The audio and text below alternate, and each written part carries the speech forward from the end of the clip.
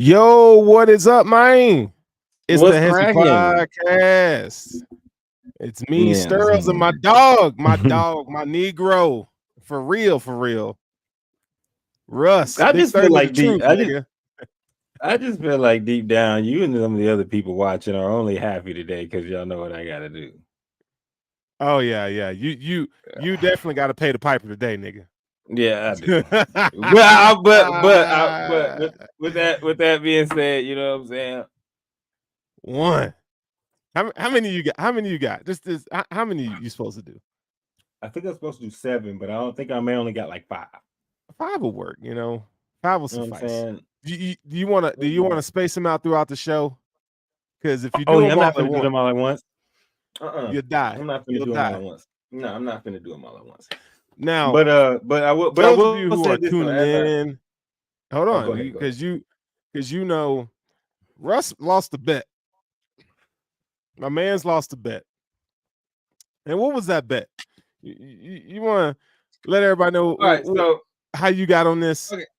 Okay. So I'm a person that walks himself into stupid situations when people move goalposts, but I find the fun in it. You know what I'm saying? I root for the underdog. So this all started, you know what I'm saying, when me and a couple homies was talking, and one of my homies was calling Baker Mayfield a bum.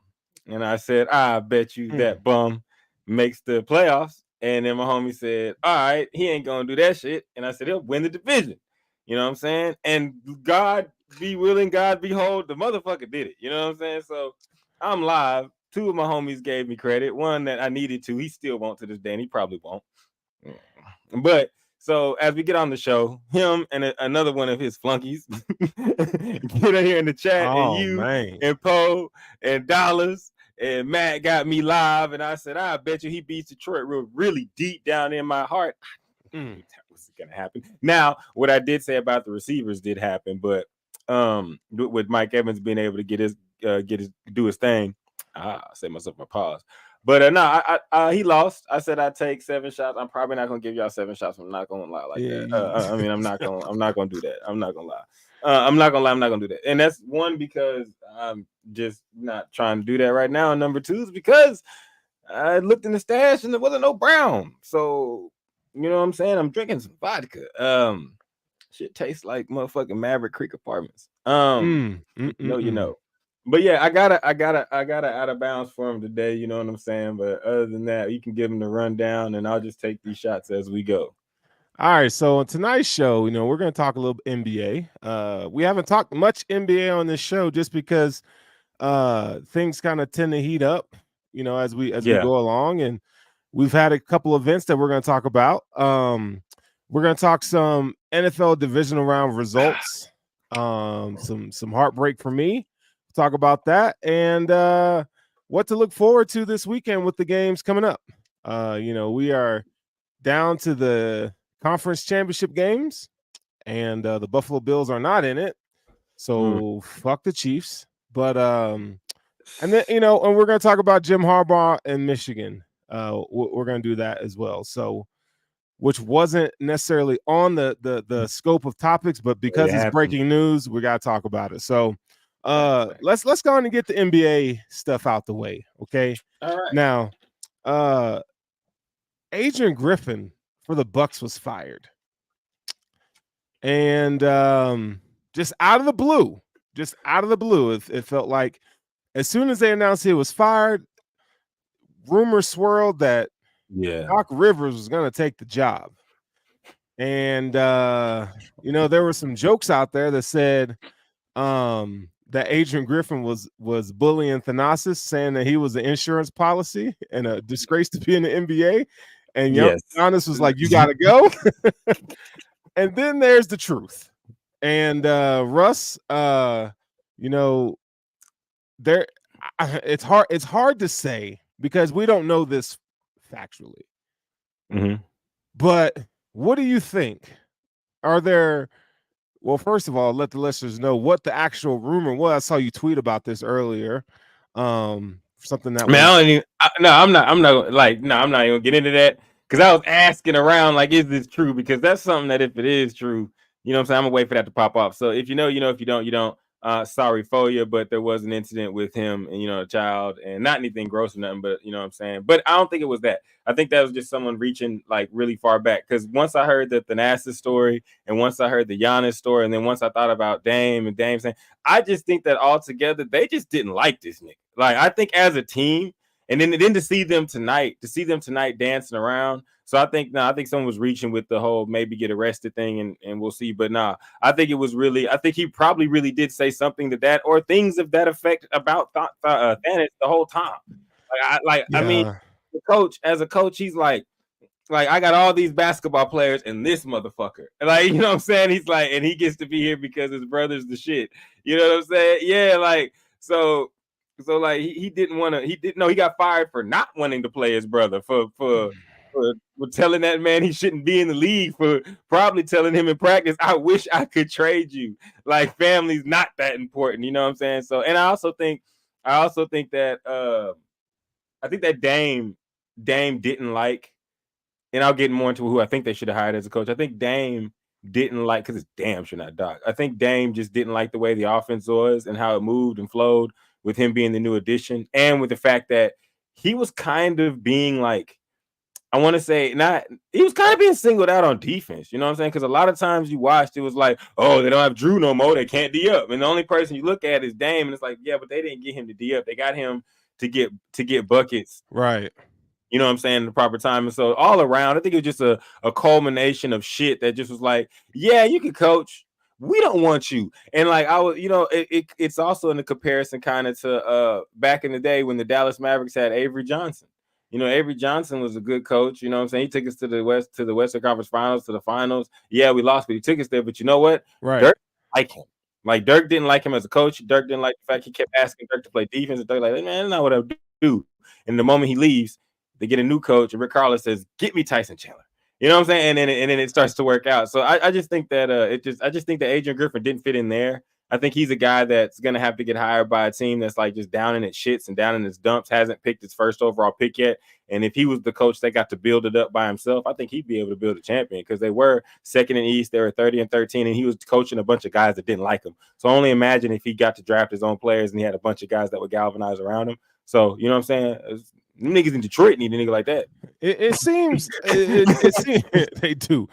It does seem a little premature for Dame to come in and have influence to start calling shots. We're talking about Giannis being an NBA champion. It's his city, his team, and I mean, I'm not taking anything away from Dame and the player, but you just got there, like. So part of me feels like, bro, you should just kind of just let things kind of flow. I mean, that doesn't mean you can't have an opinion or whatever. I mean, you look at this team and they winning record, I mean, but I guess chemistry matters. But if things aren't, and I think Giannis has everything to do with this fire. Giannis just probably didn't like him, right? Like, yeah, that's true. You know what I'm saying? I can almost, the way that they're dancing and the way that these stories are coming out, I can 100% guarantee you, Giannis was like, I don't like this nigga. He make fun of my brother, and he don't coach defense like the last guy we had that we won a championship with, and he doesn't know how to use one of the best fucking point guards in the league. And yeah, I think he was just, like I said, a culmination of things. But it's gonna. I was about to say it's going to be interesting to see if they win, but they're not. On to the next topic. Their coach they hired, man, right. They gonna lose a proper 3, bro. Doc Rivers. That this is what you wanted to do. Doc Rivers. Decisions, Sterling. Like, some people make bad. I would really, really want to know what kind of interview process this man had. I'm happy though for it, because I love to see a nigga fail up. You know what I'm saying? We always see other people fail up, and we never get the chance to. So I love to see a nigga fail up. But we all know, Doc. but we know how this story is going to end. It is, and you know what I'm saying? It's not even hating.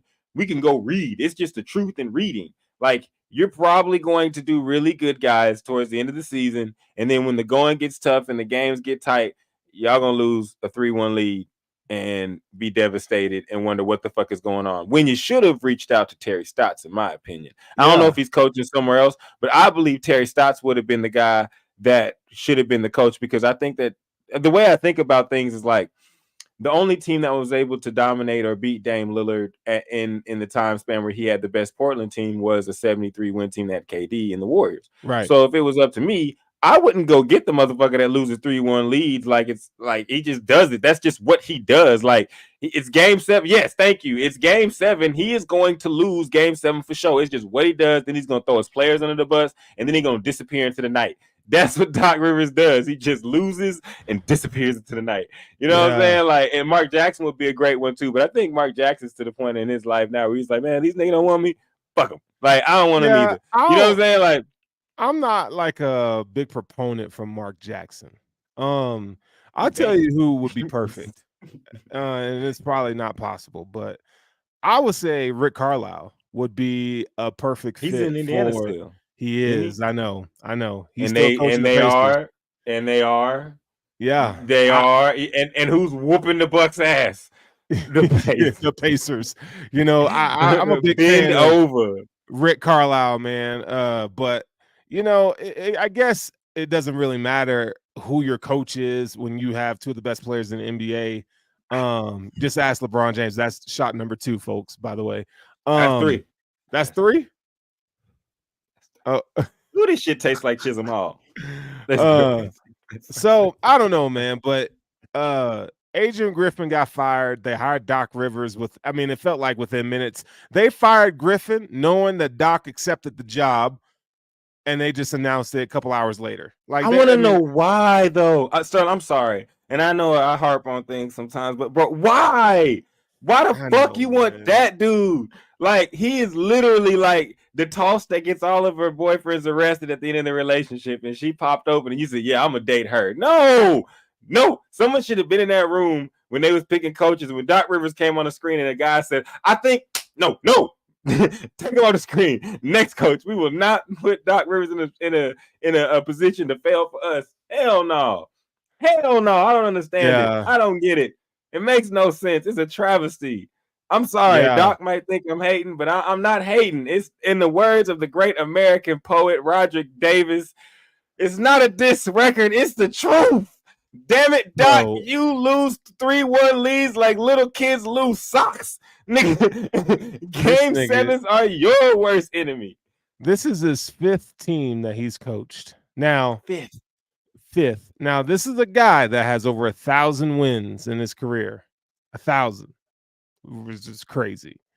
I mean, this dude's coached a lot of teams. You know, he'll probably go down as one of the top 15 coaches in NBA history, just on sheer amount of games. I mean, he's a good regular season coach, but like we mentioned, when it comes down to it, when it comes down to winning the championship or the crunch time, he just pisses down his leg. I mean, you know, that's not a guy that I want to go to war with, Doc Rivers. And if you're in the East, if you're the 76ers, if you're the Heat, you got to be licking your chops right now, because you know that in the NBA coaching matters. You can have all the talent, but coaching has to play a part. It's a third of the success wheel, and he handicaps you. He handicaps you big time. I think in the NBA, in all sports, but especially in the NBA, people want to act like having a good coach doesn't matter, but it does. Like, and he's the guy, like, the players take on the personality of their coach. Mm-hmm. And in big moments, he shells up, and all of his teams shell up except for the one that had KG on it. So, I mean, like, you had KG, Ray Allen, and Paul Pierce, 3 of the non-chokingest niggas ever. They're not fitting to choke. Like, you got to beat them, and you won with them, and that was awesome. But you went out there with Kawhi Leonard, who won with being the only nigga in Toronto, Paul George, and you went out there and lost with that team. Then you went out there and lost with Joel. You were part of the implosion of the 76ers. Yeah. Like, you were part of, and then my favorite one, one of my favorite players, no disrespect to Dirk, because I love you, but one of my favorites, Tracy McGrady. I remember it feels good to get out the first round of the playoffs. Not if Doc's your fucking coach. It's not. And then let's not forget, this is also the man that decided to say, Tim Duncan, you are not worth private jets and your family being able to use the team plane. You're not worth it. You are the best power forward to ever play this game. And you are the only one that we can look at to say that, yeah, that nigga beat Kobe and Shaq multiple times. And he beat LeBron at his best. And he beat D Wade. Oh, shit, they were on the same team. Oh, yeah, that nigga couldn't get a plane for him and his family. So, like, Doc Rivers, you are the all-time fucker up or fucking up shit. Like, as it comes to basketball teams and basketball, you just have some good game plans. But in the end, we know how this is going to end. It's the same story. I got some candidates for you. What's up? Candidate. I mean, obviously they picked a guy. Some better candidates who are available. Some better candidates. You tell me. I'll name the guy. You tell me yay or nay. How about that? Are we talking about it? Is it against Doc? Because if it's against Doc, they're all yay. Okay, but you at least got to hear it. You got to see it. I'm still gonna do it. I got it. Okay, you ready? Let's start the yay or nay. Kenny Atkinson. So he was okay. Nets. He with the Nets. Okay. Yep. How about David Fizdale? Yay. Okay. David Fizdale was Memphis Grizzlies coach in 2017. They not gonna rook us. They not gonna rook us. Team takes the persona of the coach. David Fizdale should have a job right now, but we not gonna speak on it. But yay. Here's a really good one. This is a really good one. Sam Cassell.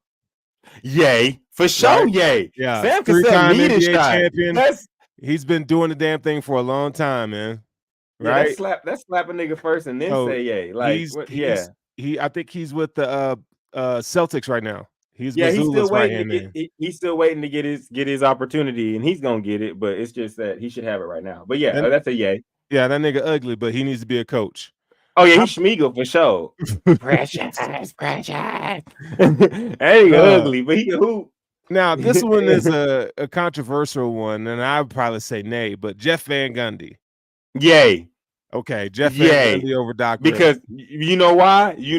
Because unless it's Michael Jordan, Jeff or Reggie Miller on a hot streak, Jeff Van Gundy ain't gonna lose in Game 7. There's something that's gonna be real in common with all these coaches that I'm gonna say at the end of your list. It's gonna make sense in the end, but y'all know what it is. Go ahead, though. But Van Gundy at least has the personality to relate to superstars. I think. Yeah, no, Jeff Van Gundy. I think the only reason Jeff Van Gundy is not coaching is because he don't want to. Yeah, man. Okay, Joshua Bradshaw. I love you, man. He's a disgruntled Rockets fan, so we can continue. Not far from the tree, Stan Van Gundy.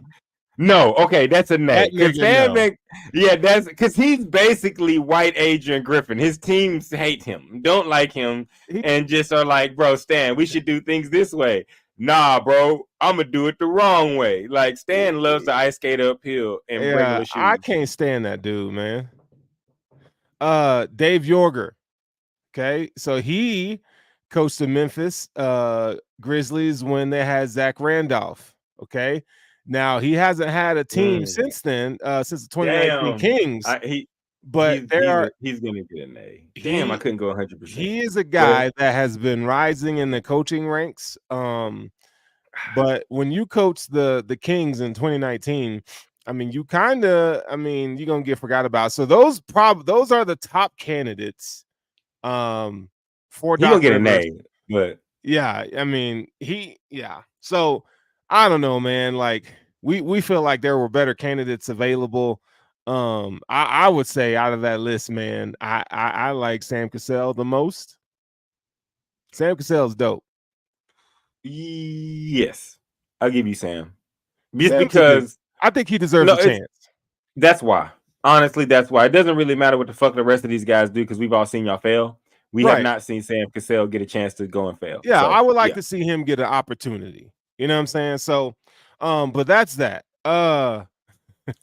Hell no to Stan. Yeah, no, nigga, I agree. Joel Embiid, man. Joel Embiid just destroyed the San Antonio Spurs and Wemby. He made that boy look regular. Hey, first night in prison, bruh.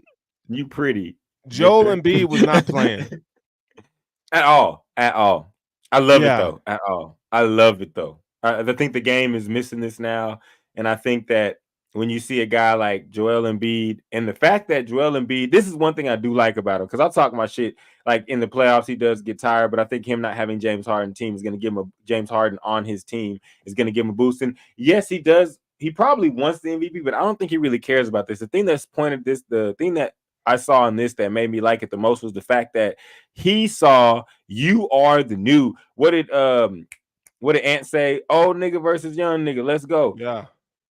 yeah. And Embiid saw him and said, old nigga versus young nigga, let's go. And he went straight at him when he put his shoulder in his chest repeatedly. I was like, I likes this.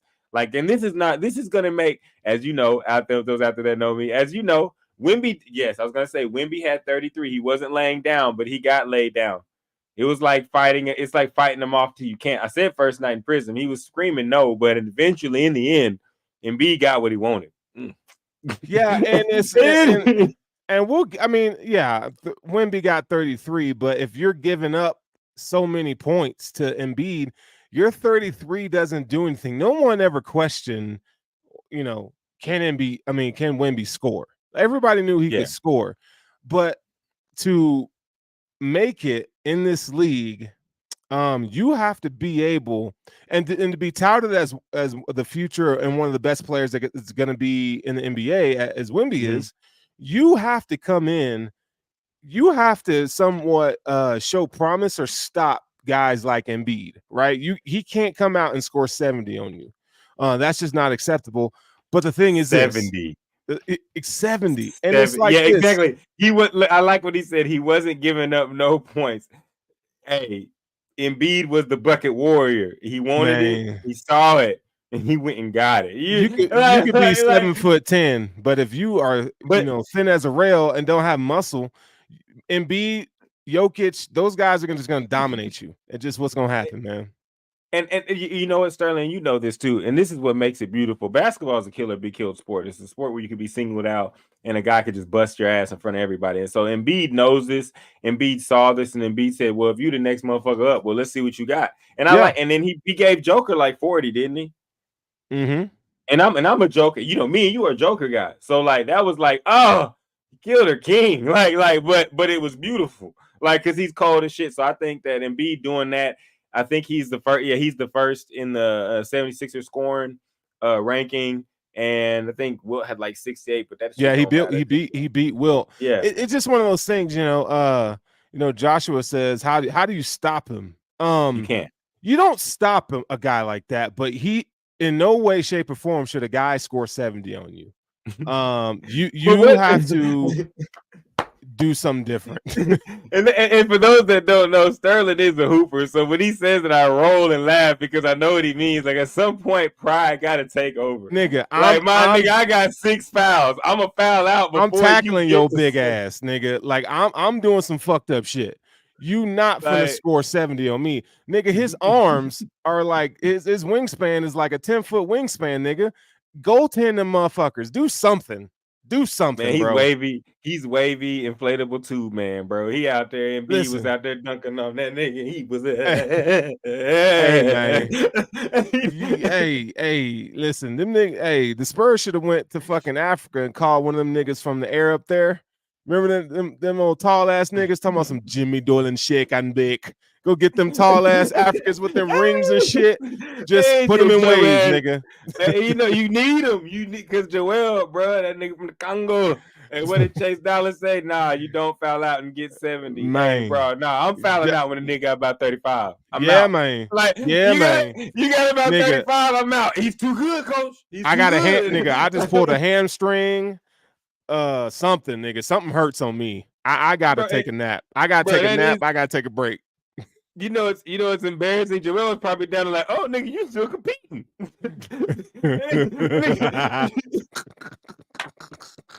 Like, Joel was probably looking at that nigga like, bro, you're still trying. All right, well, let me get some more buckets. I mean, at what point, like when this nigga gets 40 points, okay, like he had what 20, 30 in the first half.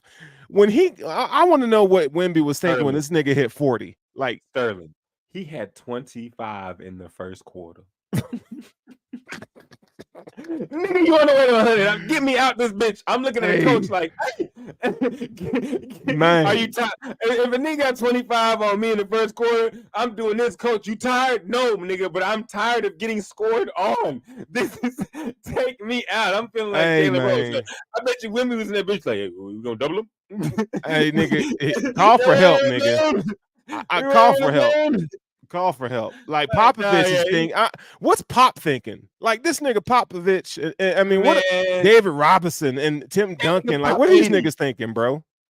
Pop not even in reality with us. He in 80. Pop amazed by Embiid. Like, oh shit, I wish I had a nigga like that. Nigga, bruh. He's killing your nigga. Pop don't give a fuck. Them checks is cashing. He probably give a fuck, but his brain is somewhere else because to sit there and let that young nigga get destroyed. Man, yeah, no. Okay, put that Chase Dollars up on the screen because I think Pop did have a little bit of that. That nigga Pop said, "Nah, son, you gotta live. You gotta live through this. You gotta breathe, nigga. Throw it down. Nigga. No, you got." Hey man, you're right, Josh. Hey nigga, me and Pop fighting, nigga. Listen, Wemby so damn tall. Wemby could hit that nigga. Pop could be in the locker room and Wemby can still reach and hit that nigga from the court. Like smack the shit out of him. That nigga Dalzeen. Yeah, that nigga with the yoga flame. That nigga Pop said save your energy though, because we got another big nigga. You gonna save your energy, son. You gonna need everything you got because I think we play them again. Man, so well, shout out to Embiid. I mean, he's a unicorn. He's one of the few unicorns we have in the sport. 70 points against the Rook. You want to see. I mean, it's a good teaching moment for Wemby. Like he knows this offseason he's got to find a way to put on muscle mass, or he ain't gonna make it. What's my niggas Quentin Q Richardson, the Knuckleheads podcast, where they say, what was the moment when you're welcome to the NBA moment? And nigga, that nigga can't never lie. Like when they ask Wemby in 10 years, they ask Wemby, what was your welcome to the NBA moment? Then they gonna look at us and say, y'all know. Y'all saw it. Man. Nigga did that shit on national TV. Yeah. Hey, man. Just rough. So, yeah, shout out to him, man. Wemby still is a great prospect. He gonna do great things, but man, for the love of God, eat burgers this offseason. Nigga, do something. No, drink protein. Stop reading books an hour before you go to bed and eat, nigga. Yeah, trying to be Negro Domus and shit. Always trying to predict something. Don't try to get your reading up, nigga. Get your eating up. You need some fried chicken or something, because that nigga Embiid said you're small. I'm big. He in Texas, so like he should be able to do that. No, he in San Antonio. That's the taco university. Yeah, my nigga need to eat, man. He need to do something, bro. Hey, Wemby, you do need to go to Grimaldi's, get you some pizza. You need to go over there in the north side of town. You need to go to Ricky's and get you some tacos. In fact, Wemby, you just need to go hang out at UTSA for about like 6 months, nigga. You'll get right. Don't trust them bitches though. All right, so never trust them. All right, so Terry Rozier was traded to the Miami Heat. Scary Terry was traded to the Miami Heat. The Hornets say that they want to get more compensation and picks for the future. They finally come to the circus to where they want to build for the future, whatever that looks like. You got a piece in Melo, right, that you could build upon, and they had another high draft pick last year. Forgot the kid's name from Alabama. Allen. What's that nigga name? Okay. Allen. Dallas in the chat. Help us out. Yeah, what's that nigga name, man? That nigga's like Alabama. A young nigga expert. Yeah, he's like a young nigga. When we blow up Sterling, that nigga gonna be our source. He gonna be pistol toting, gat toting, wildin' ass nigga. I'm sorry, I shouldn't have said that. Because Brandon Miller, J-Rail. Shout out to CPG Gaming. You know what I'm saying? Yeah. Hey, Brandon Miller. Brandon Miller. He's looked pretty good. He's nice. You know what? I think that this is a team like Adrian Griffin. You need to go holler at them. Yeah. Because they got some young minds. You can go in there and you can control the situation because you don't have to worry about a nigga brother wanting to play. Well, I mean, You might. Actually, Adrian Griffin, you just stay away from the Hornets because you just stay away from NBA brothers. Anywhere where there's a sibling. LaMelo gonna be like, yo, because Jello need trash. a spot. Yeah, and they gonna be like, Jello, you couldn't even ask for Lonzo. Nah, Jello need a spot. But now I think that the Hornets are just in a situation now because they do suck, but they have a chance to get out of it. They need to get a coach. They have two really good pieces. They have a point guard. I believe in LaMelo Ball. I think LaMelo Ball is nice. Yeah. I do think that that Allen is nice. I think that you really, really should try the way to keep RTB. I know the bad shit has happened. I believe in 3 strikes. RTB is an all-star defender. I think he's an all-NBA defender, has the potential to be one. I wish the Mavericks could go scoop him. Yeah, he's crazy and he likes to rap, and sometimes he loses his control and hits his homegirl or his girlfriend. It's not a good thing. He did it. But, you know what I'm saying? Maybe he's learned his lesson. And if not, maybe you can win some games before he goes back to jail. Yes, I'm one of those type of coaches. But no, I think the Hornets, they do suck right now, but they just need to start their rebuilding process. But they got a shot, bro. It's not. They have talent, bro. They got talent around. Whoa. You just lied. You just lied, nigga. You said they got a shot.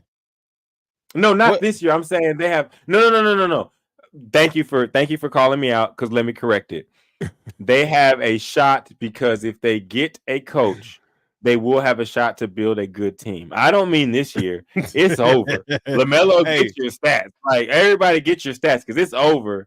But nah, it's after that. Like, if they were after this season, go get you a good coach. He's going to put LaMelo in his spot. He's going to put Miller. I said Allen. He's going to put Miller in his spot. They're going to be able to develop a team chemistry around that. But right now, it's a shit show, of course. But that's the way the NBA go. You're a shit show before you become the show.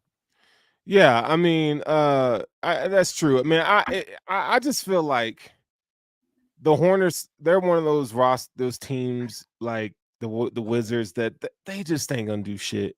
It's like you can have all the things, man, and they're gonna find a way to just fuck it up. So, on the Miami Heat side, go ahead. Shall we talk about these Negroes? I want. What do you think about the trade? And like, damn, I just saw the comment about the Wizards. I do want to shit on them a little bit, but I'm not because I want the Mavericks to get Gafford and I want them to get Kuz, but we'll talk about that later. Now let's talk about the Miami side. What do you think about the trade and how it's going to help Miami? And you think Kyle Lowry's done? Kyle Lowry's trash. Yeah, he done. But this is a move that says that Terry Rozier is everything that Victor Oladipo was supposed to be. This is what this move is, right? You get Terry Rozier who can play defense. He, even though he's small in stature, the nigga can lock up, right? He can hoop. He can hoop and he can get buckets too. So you put a guy like Terry Rozier who looked his best when he was with the Celtics. You put him in an organization like the Heat where everybody becomes the best version of themselves. Like we're talking about guys like Duncan Robinson from Michigan, who was a D3 player, played in Michigan a couple years, and they turned him into, just continually developed him, turned him into a sharpshooter. You got guys like Caleb Martin over there, who, these are guys that are in their program. Jaime Jaquez, RJ Hampton. These are young guys. These are young guys on this roster, and you can't not. You and I talked about this a week ago when we were talking about the Indiana Pacers and how well they're starting to develop their players. Well, the Miami Heat's the best in the business at this. Facts. They've extended the career of Kevin Love, right? Facts. And when that nigga, he ain't been shit since LeBron, but he is a core glue guy who just does the little things right. And that's because he's in a great organization. Facts. I was gonna say, remember what we talked about when we were talking about college football? I think it was like 2 weeks ago. We were like, they turned 3 stars into 5 stars. Like Miami turns 3 stars into 5 stars. People that go to Miami, they either get it or get out. And I think it's a very, very good pickup. I think it's an underrated pickup. I think people are looking at this in the popularity contest lens and like, well, what's Terry Rozier gonna do? He's the type of guy that when the game's on the line, he not finna miss. I get that open 3, I'm gonna make it. Like, I'm a hooper. So I love the pickup for them. Lowery might be bought out. I'm reading some of the comments. He might be bought out. I think Lowery might be done. I don't know. Man. I don't know a team. I don't know if he wants to go to a team that's not finna win. And I can't name a team that is going to need him that's trying to win. You know what I'm saying? Nah, like it's a spot for him. He's really gonna only hoop if he really wants to. And I think at this point he's like, I think the spotlight's really on what can this Miami Heat team do with this team they've built. I got a team for him if they do the buyout. Like he can go to the Clippers and be that second team rotation guy where the expectation is not great for him. Like he could just go in there and give them 15 minutes a game, right? Yeah. And lead the second unit. That's actually doing. I think that's actually. But then again, I think that anybody that plays underneath Ty Lue is going to be a little bit successful. He's going to put you in the best position to do what you can. Yeah, or the Minnesota Timberwolves. Fuck Phoenix. Yeah, no. I'm sorry, I just thought fuck Phoenix. No, you know what night it is. Mavericks are playing Phoenix right now. You see the shot glass I'm using. Man, even if Dallas wasn't playing the Suns, nigga, fuck the Suns. You know what I'm saying? But even though we getting our ass beat right now, but then, you know what I'm saying? You know, this is what happens with the Mavs this year, bro. It's rough. It's rough. Yeah, we ain't got no post presence, none at all. None. Let's not even get into this. Let's not even get into it. Because I'll go off. Y'all thought I went off on the Cowboys. All right, I'm gonna calm down. By the way, how many shots you can get them? I'm sorry. How many shots you done hit? Oh, I got five. Nigga, five. Yeah, I do this. Ask around, man. Man, you on 4, nigga. I'm on 5. Believe me. I got the one when we first stepped in the show. I got the one when you thought I had one. I don't know, man. I think we need to leave it up to the chat to say how many. The chat, let everybody know how many shots this man had. I'm counting 4. I don't know about 5, bro. Chase Dollars. Y'all, you don't know me. Them niggas in the chat. Some of them niggas in the chat know me. Call me out because you know me. Hey, you know me. If it's 5, then it's 5. But if you need me to go 6, just ask. Yeah, I'm just saying. I'm that nigga. So you could just say like, "Hey, you did 5, but we think that as a group you need to do 6." See, look, he said he only seen 3 matches. My nigga said he only seen 3 of them things. Now. Yeah, he's shiesty. Hey. Hold on. Hey, that's another one for 3 now. Hold up. But I'm on 5. So Matthew, I'm on 5. So when I'm on 5, this is number 6. Hey, that's number 6. Don't play with me because I do this. Now I will. Yeah, they know though. Them in the chat, they know though. No chaser. We here all day. The real no chaser. Get your juice on somewhere else. You know what I'm talking about? Now I want to see this though because I see Rail. You can post it up there. I just because we the podcast that's about the people watching. We will detour from what we talking about if y'all got something that y'all want to talk about. This right here.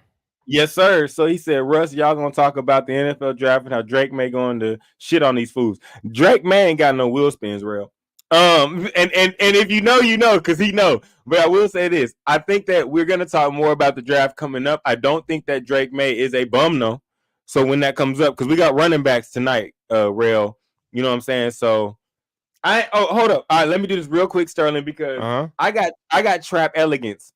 And so, and y'all don't know what that is. So, and Matt, you can go ahead and say, put it up here. He said, let me see the bottle. The bottle had a handle on it, so I don't got the bottle. So, you know what I'm saying? But like I said, I got trap elegance. I had to keep it iced. So, I put it in a water bottle. I had the nice Pyrex pot with the ice in it, you know what I'm saying? So I can make my vodka lock up. Hey, I would never lie to y'all. Y'all know how I get down. You know what I'm saying? So, it's in there. For real. In the trap. Drinking the vodka. Do it that way. And if and you know what I'm saying? Ask the people. Dollars? And Matt, that is it. Yes, it's a Pyrex, nigga. I got trap elegance, nigga. What are you talking about? You already know. You went to school with me. Hey, you know what I'm saying? They said, what'd you learn in college, Russ? Pussy and pounds, nigga. Let's go. All right, so all right. And as you can see, and those who know me, as you can see, as it gets more live, this shit I'm saying. Yes, that is not fucking water, nigga. And if it is water, it's the devil's piss. Let's get it. So, but go ahead before So, are we talking about Drake May right now? Well, that was the question: is Drake May gonna shit on these niggas? And see what you done, Rail. You don't know because you talking to two draftees. Like we like to look at this shit. So he did say they're gonna shit on him. So Sterling, I'll just ask you the question. Let's switch seats. Sterling, he asked Drake May, what you think about Drake May about to shit on these niggas? And do you think Drake May is about to shit on these niggas? I like Drake May as a prospect. I mean, you're talking about a guy. You know, when you look at all the measurables, I mean, I think they look promising. You know, I have questions about Drake May, you know, playing in North Carolina. Like that offense to me, I felt like when you look at how it translates to the NFL, I have questions. Now, Drake May is a guy who can make all the throws. It's just consistency for me. And I think he needs to be more consistent, but he has a strong arm. He can manipulate the pocket. He's a guy that could throw off platform. You know, those are the things that you like to see in an NFL prospect. When you talk about guys like the Mahomes and the Allen and the Lamar Jackson, though, you know, he has those characteristics. I think it's really important, like I would say with any quarterback, where he gets drafted. I still think that Drake May is a top 5 quarterback. I would even venture to say that when you terms of like how much, you know, is he on the same level as the number 1 quarterback in this draft class in Caleb Williams?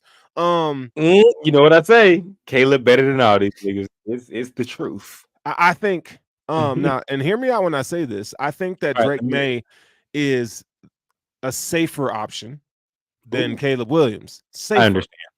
I understand. I understand. You know what I'm saying? Yeah, no. You are right. No, you're right.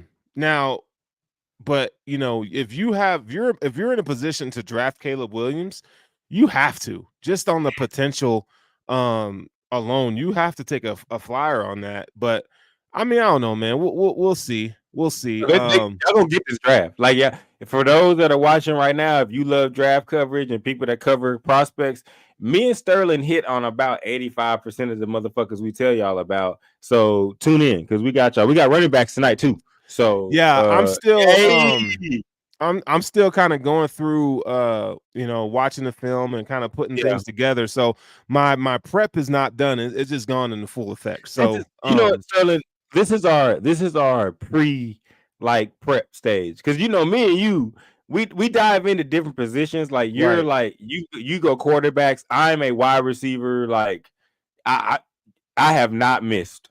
If I tell you a wide receiver is gonna be nice, motherfucker, he gonna be nice. Like, and if Sterling tells you a quarterback's gonna be a bum or a defensive player that plays like the secondary is gonna be a bum, he gonna be a bum. But we try to stay positive. You know what I'm saying? But the draft is coming. We got running backs tonight. Just quick top 5, but we got running backs tonight. But go ahead, Sterling. Let's keep it rolling. So yeah, so I if that answers... shit, Sterling, I'm sorry. Yeah. A question just popped up. Do you take Caleb if you got Fields? Put that on the screen because we got to talk about it, bro. Okay. We got to talk about it. Because let me hear your feelings first. What do you think? If you're the Bears, it's been 3 years with Justin Fields. And if you haven't seen I haven't seen enough with Justin Fields. I think it's not all his fault. I feel like he was drafted to a team that's been shitty, and they didn't have the infrastructure to develop a quarterback. So I really don't see Justin Fields being much better now than when he was drafted. The development has not been there. That's not all on him. The best bet for Justin Fields is to go to a team where they can fucking coach up a quarterback. So like you think of guys like if he went to the Broncos and hung out with Sean Payton, if he went to, you know, the Kansas City Chiefs without Patrick Mahomes, it's in a crazy world. Like he needs to be in a situation where they are all about him and they can develop him. They don't have to rush, but they can strip him down and build him back up. So right now, hell yeah, I take Caleb Williams. If Caleb Williams and Justin Fields were in the same draft, Caleb Williams is head and shoulders above Justin Fields all day, every day. Thank you. So here's what I'll say. Hope that answers your question.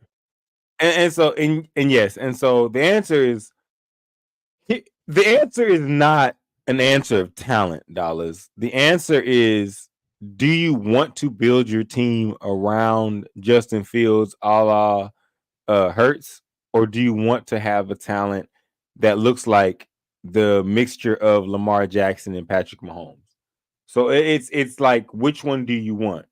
You know what I'm saying? So if you want to build with that, then you go build with that. But if not, then you need to build your complete offense and everything around Justin Fields and what he does well. And that's that's one of them things that's like, do you want to do that or do you want to get the guy? Because like I said, this guy is a mixture of if Lamar Jackson was mixed with Pat Mahomes, because he not only can pass the ball for 80 yards on a dime for a touchdown, but he can also run it for 50 and get there and shake a couple people on the way. So it depends on what you want to do and what you want to work on.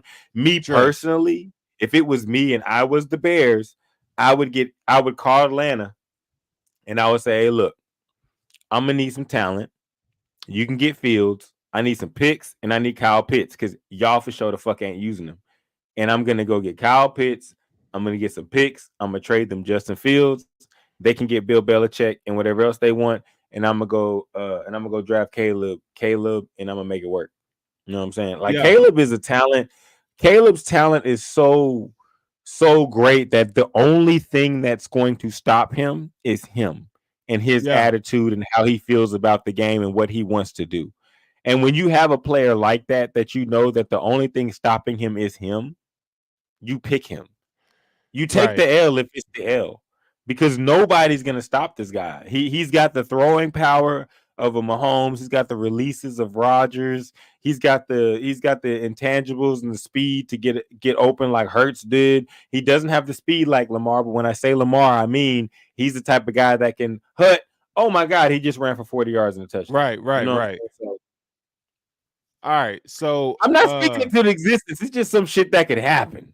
You know what I'm saying?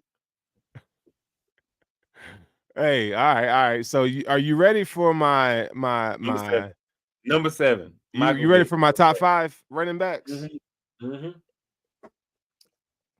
All right, so we'll be sure to go as we get later in the draft season. I'll do a full breakdown of all these prospects that we're going to talk about, because we go by position. We do a top 5 at every position, top 5 breakdown, and really break it down. But here are my top 5 running backs. My bad. Before you get the top 5 running, Sterling, we need to go back and dig up tape, because we have hit on all these niggas. Like, between me and you, we have hit on all of there's not been a top 5 that we have made where this guy is not a perennial Pro Bowler or maybe an All-Pro already, and you can already tell he's a shining example for his team. But go ahead, let's do running backs. Kick it off. Yeah. So let's start on these running backs. This is what I have. So let me kind of tell you guys about my process. So those of you who are, if you're new to the show, this is like my thing. I'm a big NFL draft guy. I've been to the Senior Bowl. I have NFL connections where I talk to scouts, I talk to people, and I watch a lot of tape and film. I mean, this is like what I really love to do. So I'm not always right about these things, but Russ knows the amount of time that I actually put into this is fucking staggering. So I feel like I have liberty to talk about this stuff. So my 5th running back, I would say, is Audric Estime from Notre Dame. Now, he's a 227-pound running back. He's your typical ground and pound running back. He's a one cut, get downhill kind of guy. He doesn't have breakaway speed, but he has enough speed to where, if he gets to the second level, he may not outrun everybody, but he gonna get some yards. I like what he's able to do at Notre Dame, who runs a pro style system. So I always tell people that running back is the easiest position to translate to the NFL. So I think he's a solid back. If you're looking for where he should be drafted, I think he's a day 3. He's a day 3 guy. So he's gonna go between I think he's a fourth round kind of guy. Now there's other guys like who popular names like Will Shipley. I have him a little bit further down on my list.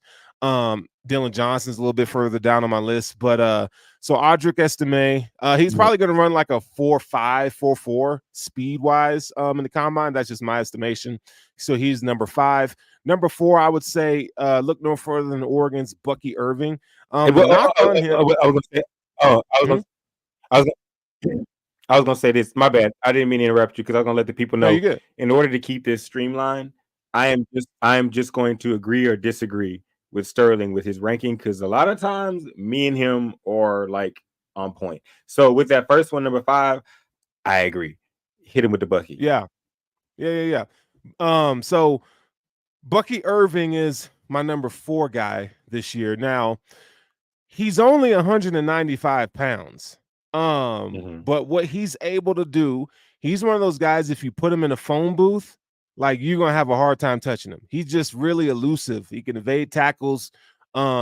He's one of those guys where when he gets in the mud, when he's like at the line of scrimmage, he can make himself skinny to fit through holes, even though he's a smaller back.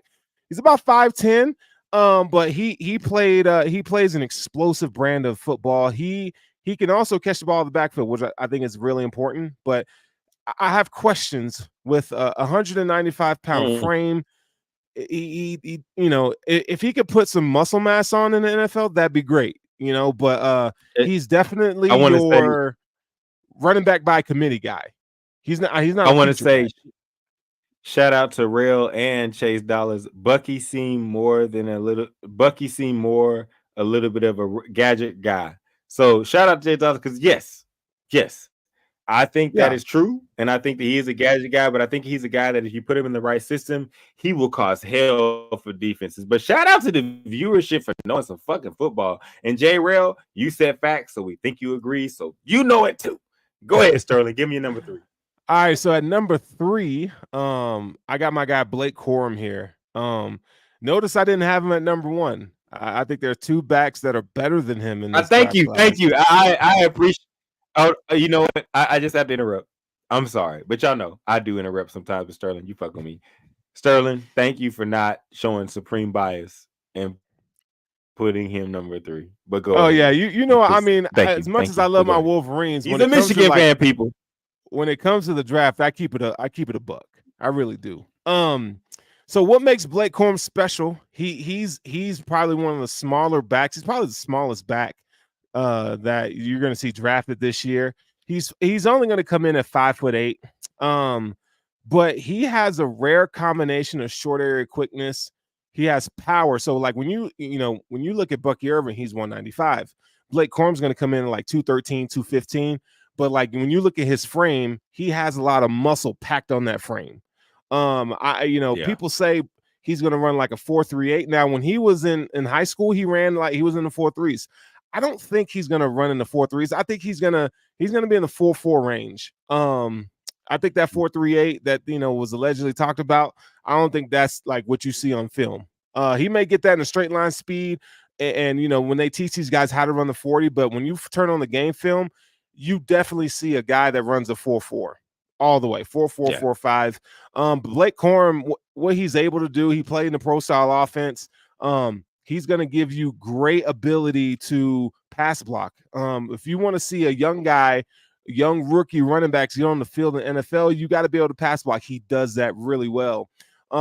He's a guy that has a lot of miles on his tires because at Michigan, they even though they have a multiple back system, he gets a lot of carries. So he's had some injuries the past few years that kind of took him out for a little bit. But you're talking about a guy that has game breaking ability. Who's smart. He has really good vision. He knows how to set up his blocks and set up defenders at the second level. And what you're going to get from him, he's a really good leader. I mean, you talk to guys around the program, and they only say good things about Blake Corum. So I have him as a day 2 guy. He's going to get drafted probably in the 3rd round, probably mid 3rd round, and maybe 4th round. So he could become a day 3 guy, but I think he's a day 2 guy. I think he gets drafted in the 3rd round, so he's number 3.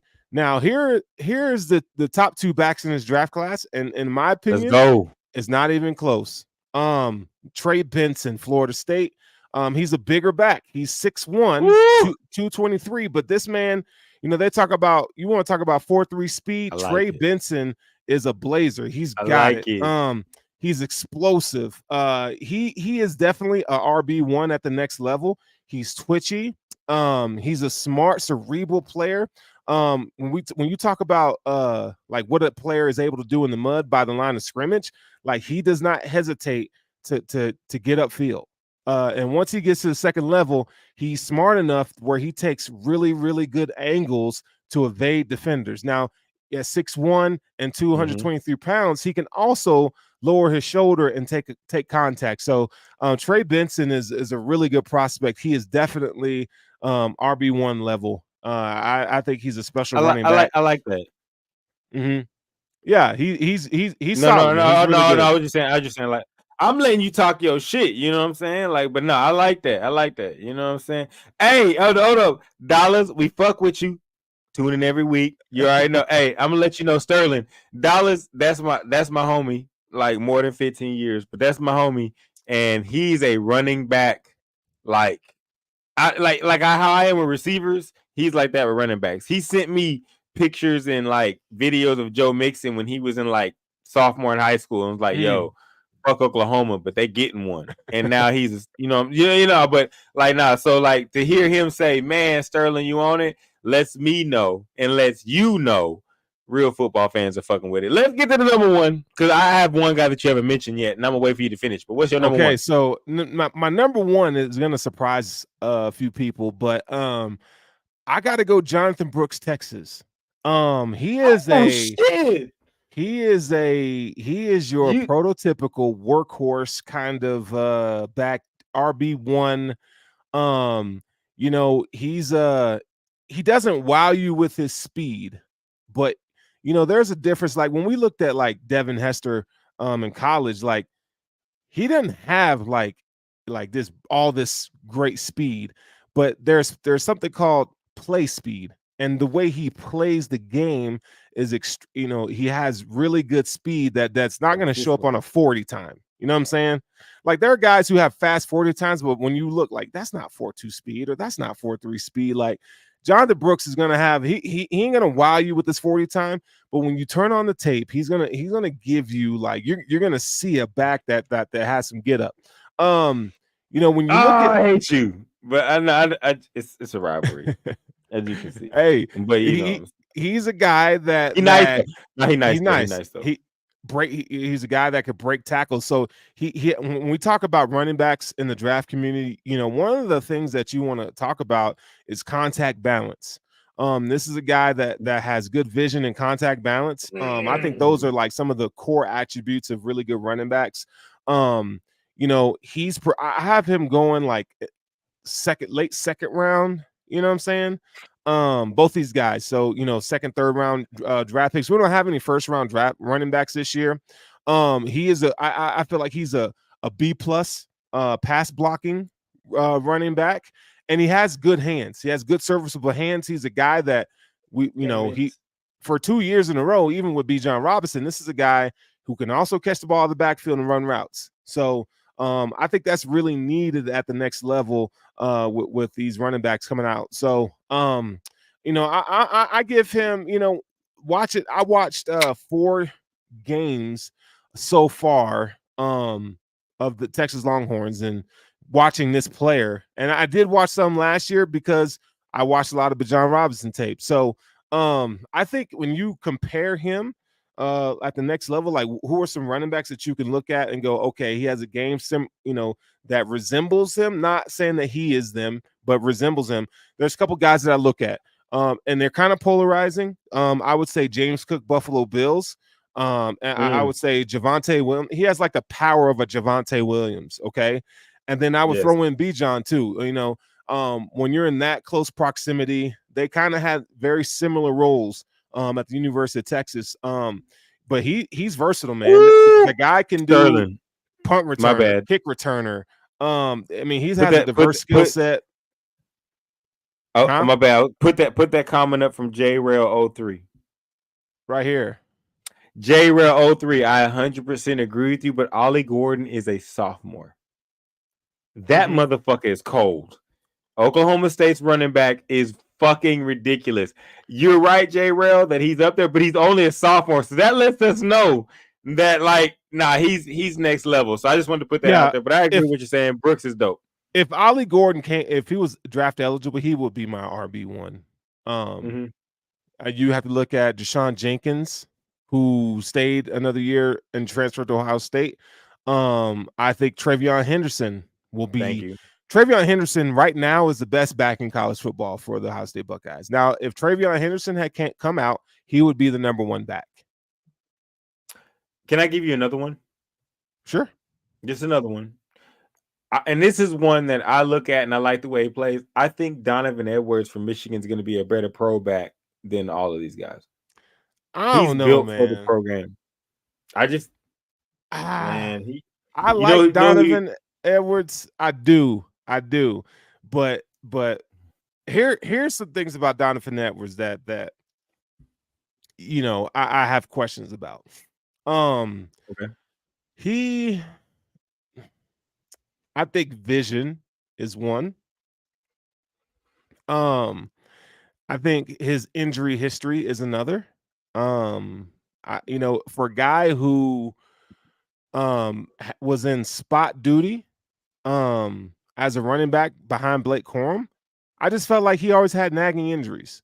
I want to see what it looks like next year at Michigan. If he could turn into, now we know he's a game-breaking back. There's no question about that. Like he shows up in the biggest moments. He's staying. He's staying. Oh, okay. Yeah, well, if he's staying, fuck it. Then I'll wait. He'll be a top running back next year. So we'll see. Whatever. I think he's probably right now. I like him next though. year. He's probably I have him as like my sixth best running back right now for next year. Now we'll see how all that changes, but even with Michigan's great offensive line, I felt like he should have done more this year. But he's also a guy, he's probably going to be one of your more versatile backs to come out, just because like you could put him as slot receiver and he runs routes like a wide receiver. Like he's one of those guys, super talented. Yeah. It's a guy that you're going to want in your locker room. I mean, I'm a big fan of Donovan Edwards. I just want to see what it looks like in a feature role. To me, he's the next level back. I think he's what the NFL is looking for in running backs. In college, he'll do what he's do, but I think he's, you know what I'm saying? But he's not coming out. I thought he was coming out, but that's my bad. But all right, now on to the next. So no, that's it. That's all we got for this week in terms of running backs. We'll do some more. We'll do some more positions as we go along. Kind of give you just a quick like overview of some of these positions. So that's the running back class. But I mean, I love talking draft, man. That's my shit. Always. For sure. All right. So with that being said, I guess we'll finish the show here. We'll talk some NFL. Jim Harbaugh. I mean, it's a bittersweet day for me and Michigan fans. Jim Harbaugh is going back to the NFL. He took the job with the Los Angeles Chargers today, leaving a massive void and hole at Michigan. But it was one of those moves that we all kind of expected. What more did he have to prove in Michigan? When you won a championship, you did everything you said you were going to do to bring Michigan back to prominence, and he did that. Michigan is sitting on top of the college football world right now. Now it's going to be short-lived because we're going to see what they do in the next week, I guess. But we'll see. But Jim Harbaugh, he is already, I would say already. He's probably a top 5 NFL coach already. This is a guy who has won everywhere he's gone. He's done it with the 49ers, going to a Super Bowl, losing to his brother. And a lot of people say had the lights not turn off, they probably would have won that game. So Jim Harbaugh is the top 5 coach at the NFL level. And what he's going to do with Justin Herbert, he's going to bring a calming presence to the Chargers. We know the Chargers kind of work in dysfunction, right? Mm-hmm. He's the guy that's going to bring this proven winners mentality. I think the Chargers need. I think Justin Herbert needs. These guys are gonna be laser focused. So, it's great. Now thank you you for look saying at that the word. Chargers. Yeah, what's I that? was just saying, thank you for saying that word. Focus. Jim Yeah, Harbaugh brings focus. he does. And that's the most important thing in sports is focus. Can you focus on your objective? Can you focus on your job? And can you get it done? And I think that's the main thing that the Chargers need. And that's beware. Yeah, you look at who Jim Harbaugh has coached in the NFL. You look at Alex Smith.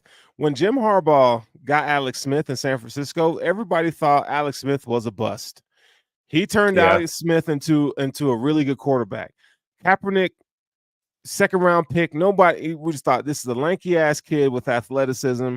Harbaugh turned him into a quarterback that went to the Super Bowl. Was competitive. He was talked about as one of the top quarterbacks in the league.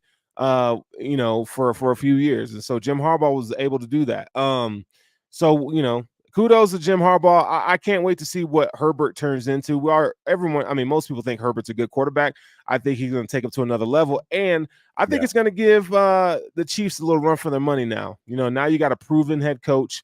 They got a GM. And the whole idea was that Harbaugh wanted more control of personnel moves and stuff like that. They're going to give that to him. So the benefit is this: Harbaugh, because he's been a college coach for 9 years at Michigan, he knows like all these prospects. He's recruited a lot of these guys. Mm-hmm. He's in the college football landscape. He has connections there. So he's gonna. We expect the Chargers to have a pretty good draft class. They got capital. So we'll see. We just need more competition in the AFC West because the fucking Chiefs just run amok and they, win every fucking year. But whatever. And Russell Wilson may be going to the Raiders, but we'll wait. Yeah, we'll see. Russell might be on the move, but shout out to Jim Harbaugh. Shout out to the Chargers for taking a shot. That's the best, in my opinion. That was the best head coach available on the market, and they got him. So yeah. The Buffalo Bills, bro. The fucking Bills. Go ahead. The Buffalo Bills, they lost to the Chiefs, and I don't have a lot to say about the Bills right now. I just think that a lot of things manifested itself. And I there's a take that I wanted to tell you, and I want your opinion on this. Stephon Diggs is no longer a number one wide receiver. He is Adam Thielen. He's Adam Thielen. Can I say this though? Mm-hmm. So I'm gonna say I don't think that, but I do think with the magnitude of the game and the drop that he had, it makes it worse. But at the same time, you had other parts in the game where Josh could have found him. I think that it's just one of those situations where people just failed. I don't think he's Adam Thielen. I think he's Stephon Diggs. I think he's a good wide receiver, and I think he is a piece that you can have on a championship team. But I do think, I'm not gonna make an excuse, but not having Gabe Davis hurts. You know what I'm saying? And Josh Allen missing him on some throws, and when you have that dynamic and it doesn't always click with the wide receiver and the quarterback, I'm not going to put it on him, but I will say this. I am. You have the right as a Buffalo Bills fan to be, and as a football fan to be like, catch the fucking ball. Because when you tell people that you want to make plays, and when you tell people that you want to be that guy that gets the ball thrown to him, you kind of got to make those catches. Russ, I got a stat for you. You got to make those catches. In the 4 elimination games that the Bills have been in, okay? These are games. These are games that the Bills lost in the playoffs. Okay. One time out of those 4 trips, Diggs has had over 70 yards receiving. One time. Every other time, it's 40 yards or less. And this is 4 years in a row. Okay. Diggs is a really good receiver. Okay. And you could say, well, teams that figure out a way to take him away, to bracket him and so forth. But when, watching this year, watching all 22, and there's no excuses, injuries, blah, blah, blah. Diggs has to do a better job from here on out. He's just not as explosive and crisp on routes and the mental aspect of the game, being in the right position. Like when you talk about the game against the Chiefs this past weekend, first play, he gets the ball, he fumbles. That shit can't happen. That is true. Yeah, that's you true. throw Josh Allen, and I'm not. Josh Allen played his ass off. Josh Allen does this every fucking year in the playoffs, where he plays his ass off, and all Diggs needs to do is show up. He needs to show up and produce. I get L'Jarius Sneed is a good corner, but let's not talk about he's Revis Island. Like Diggs, he's not. You can work this nigga all day. Like L'Jarius Sneed is good, but he ain't that good. So when Josh Allen throws a fucking 70-yard bomb to you, bro, you gotta catch that shit. I think that's the overwhelming like thing here, because when it comes to sports and it comes to clutch moments, it comes to being the best, you make that catch, bro. Like let me ask you a question. Go ahead. If Jamar Chase was in that position, does he catch the ball? I think we will say any of the top 5 receivers in that. If you're that guy, CeeDee Lamb, he's coming down with that bitch, and he's probably going to score a touchdown. Let's be real. No, okay. Without jokes, yes, because you know what I'm saying? Down, I want to say, but Dak might throw it to the safety. But Justin Jefferson, is Justin Jefferson coming down with that ball? Hell yeah. Yeah. Oh, for sure. You see what I'm saying? Him, Chase. You know what I'm saying? Even some guy like Tyreek Hill. But I think Cooper Kupp is coming down with that bitch. Now Cooper Kupp cold in the bitch though, so like you know what I'm saying? I agree with the not having Gabriel Davis hurt them a lot. Not having Gabriel Davis a lot hurt them because Diggs loved doing drags and mid routes, and Sneed only came up with 1 TD. And I want to say that too, because at the same time, like, the drag route missed on Diggs where Josh could have got the first down. Okay, bad. But let me tell you something. Can I tell you something? Let me tell you something. Yeah, go ahead. And this is and I hate this because people who don't understand football will tell you this. Okay, we'll point out that drag route. First of all, it was they had 9 yards to go. Diggs is on a shallow drag, which he's only 3 yards off the line of scrimmage. Okay. Khalil, the play design. So Diggs, when you talk about these plays, like Diggs was like the 4th option on that play. That drag route was like a safety. Like if all else fails, Diggs over the middle on the drag. Yeah. The progression says Shakir was first. Okay. That play was designed that they broke the cover 2. So it wasn't a cover 2. It was a cover 2 man is what it was. And the cover 2, right? Middle of the field is open. So Khalil, they designed a play where Khalil Shakir had a post.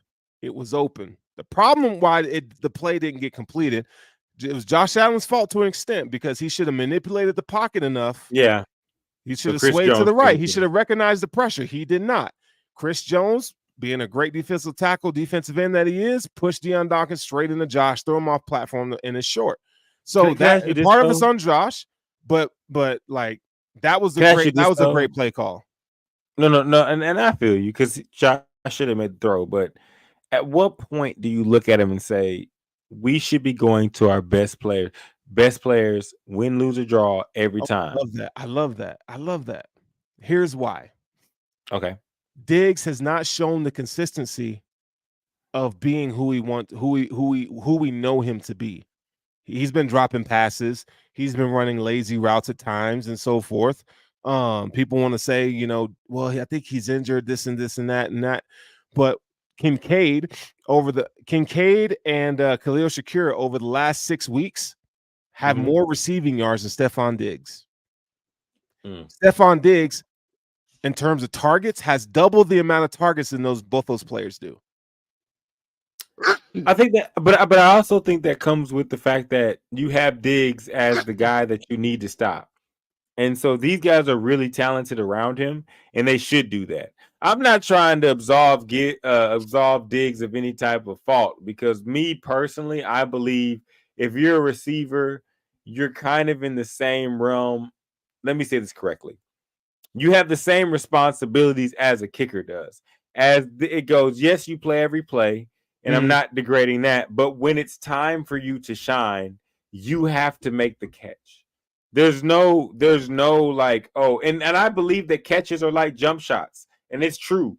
Like, you got to get a lot of them. Like, I believe if Diggs would have had 3 or 4 catches thrown at him before that, he would have made that catch. But catches are like jump shots. You got to get a rhythm. But even though that is being said, as a receiver, with a guy that's asking for the ball, when it comes time, when the ball's thrown to you, no excuse. You've got to catch it. So I can't like disagree with anything you said on that part. I think that in when you go into that game, me personally, when you go into that game, I would look at that game like, hey, Josh, hey, Diggs, y'all kill these motherfuckers until they put somebody else on you. Like, we're going to make them switch it up. We're not going to decoy. We're not going to do anything else. We're going to go directly at them with our 2 best offensive players and the run game. And you know what I'm saying? And I think that would have been the best way to do it. I think too many NFL teams try to outthink the other side. And I think you should just attack teams with your best players until they stop them, because you never know. If they do it that way, Diggs might already have 100-something yards before they even get to that point. And but you're right, though. It's football. When it comes time to make a play, you gotta make a play. You gotta make the play, man. You gotta make it. And the way that Josh threw that ball, I can't. That was in the pocket, in the breadbasket. As one of my homies always says, when receivers drop the ball, he says, "Catch the fucking ball." Like, that's what you gotta do. But it didn't happen for him. But I understand why someone like Diggs would be upset, because he's like, if I had more opportunities, that wouldn't have mattered. But you got to catch it because it's playoffs. Well, I mean, he's had again, like he gets his targets. He gets his 8 to 10 targets a game. You got to make the most of it. You know, there was a time you even tweeted about this earlier when Calvin Johnson was catching over niggas with 3 niggas on him. That's a real receiver. That's a number one. We can argue generational receiver. You know, you see what I'm saying? You say generational. I'm gonna say this. We can argue this. Y'all can hit me on any type of chats or anything you want to. Calvin Johnson, the best motherfucking receiver I've ever seen in my life. But go ahead. Me too. I'm you know, so yeah, like there's receivers in the league right now that makes that catch. You talk about the 2 catches or non-catches that Trent Sherfield was thrown to him. The one where he dove and missed that one, and then he had one where he showed no ball skills, no ability to separate or you know, catch a ball, you know, at the highest catch point. Like, Gabe catches one of those balls, right? So the Bills did miss Gabe Davis. I don't want them to resign him. I think a team's going to overpay for him, but yeah, it's wash, rinse, repeat with the Bills. You know, they lose to the Chiefs again. I'm fucking tired of it, and I hope that they really go draft 2 or 3 wide receivers. I want them to go get Xavier Worthy or Franklin, or you know, Xavier Leggett. Like, go get one of those guys, right? Because the Bills, they have to put more weapons around Josh Allen, because the AFC is much better. You know, you got Harbaugh in the league now with Herbert, Patrick Mahomes, Lamar Jackson, Joe Burrow when he's healthy. Like, you have to outscore. You have to outscore everybody. If you want to get to the AFC Championship game and go to the Super Bowl, you just have to outscore everybody. You fuck the defense. You know, you're gonna have to. That's just the way it is. So yeah, I'm a little disappointed. Bills lost. So before we get out of here, though, give me your thoughts on the Chiefs and the Ravens going into this game. Where are you at on this? You want the Ravens to win, or you want the Chiefs to win? Well, you know I'm a Lamar Jackson guy, so I got my guy. I think that this year, with the way that the Ravens are playing defense, I get the whole Lamar's got weapons and everything like that, and I think that will matter a whole lot.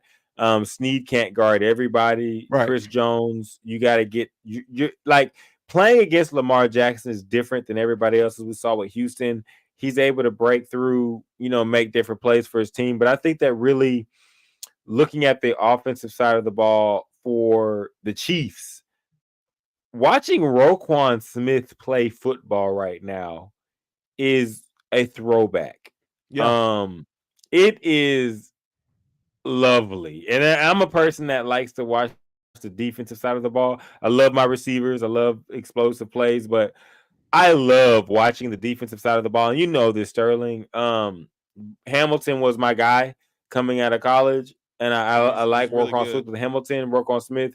This defense is fucking crazy. I got the Ravens just because I think they got the guy that's not gonna fuck it up. I mean, the Chiefs do too, but I just think it's just their time. Now that I say that, you know what I always say. Now that I say that, watch them niggas lose. But I got the Ravens. I really think that they have what it takes. I think they got a complete. They have like the most complete team out of any team in the NFL, and I think they're getting Mark Andrews back. Yeah, they are. So and so it's like you got Mark Andrews, you got Likely, which we talked about Likely when he was coming out. So yeah, both of them. The offense can do whatever you want to do. Do you need us to run the ball and play a boring game? We got that. Do you need us to be explosive? We got that. Do you need gadget plays? We got that. We got Odell Beckham. We got Flowers. We got Bateman, who's becoming a possession receiver better than most that we've seen in the league. He's like doing his Anquan Bolden for real. So like I did that team is just complete. It's a very good football team. I trust them. Pat Mahomes, last week when I said it, and I was like, man, if Pat Mahomes does this, man, and I said that against the Bills because even you know this as a fan, y'all had that little brother in you. And so and I know it sucks, but y'all had that little brother in Yeah. you. No, it's You know true. what I'm saying? And It's true. it's like they can get you. But I look at the Ravens and look at Lamar, and I'm like, Lamar is looking at him like, nah, I'm bringing my troops to battles, bro, and I can beat you if my team is good enough. Yeah. We gonna see a battle. I do think the Ravens are gonna come out on top because I think that the Ravens just have too much right now. They're Okay. just that team right now, and so I'm siding with the Ravens, but we gonna see because Pat Mahomes is not playing. His niggas not Yeah. playing. I'm I sorry, I think shouldn't have I said that. think the I think the Chiefs are going to get exposed. I think and rightfully so. The Chiefs did everything they could to take advantage of the Bills' injuries on defense, and they did Mm-hmm. that. But like you mentioned, Roquan Smith and them boys, it's another ball game. It's another story. They're not going to let Mm-hmm. Kelsey get loose like the Bills did. They got guys that can cover, linebackers that can cover. They got Yeah, safeties that where they can mix and match coverages. yeah. Unlike the Bills, who have two old safeties. Now I do have questions about the Ravens at cornerback. They're not Mm-hmm. solid at cornerback this year, but they have a defensive line. You look at guys like Michael Pierce and those boys. They're gonna, Yep. and Joe Tooney is not going to be able to play this weekend, so he's got like a pec injury or something like that.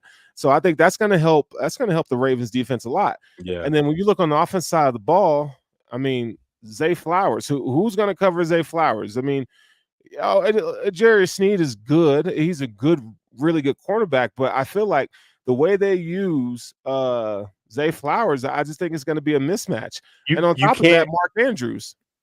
I was gonna say you can't put.